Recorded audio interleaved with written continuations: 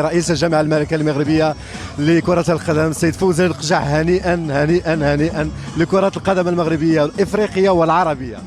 شكرا، هنيئا لنا جميعا، هنيئا للشعب المغربي، وهنيئا للأمة العربية والأفريقية بهذا الانتصار التتويج العالمي.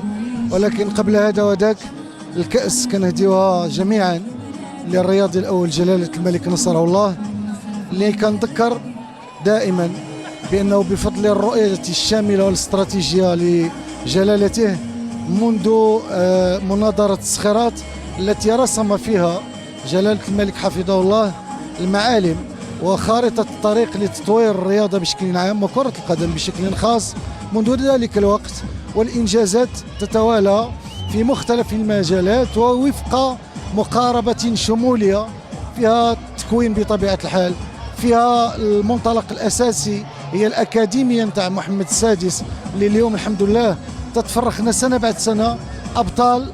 بالأمس كانوا نجوما في قطر، واليوم فيهم مجموعة هنا من الأبطال هم أبطال العالم، ومازال إن شاء الله أكاديمية محمد السادس غادي تبقى هي المشتل لكرة القدم المغربية، تواصل هذه النظرة الشمولية بمجموعة من الإنجازات الأخرى سواء في التكوين وتكوين الأطر.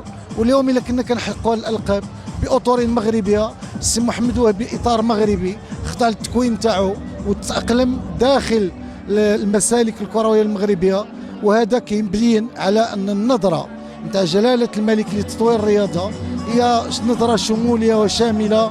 الله ينصر سيدنا، وهنيئا لجلالة الملك، الله ينصره وللشعب المغربي.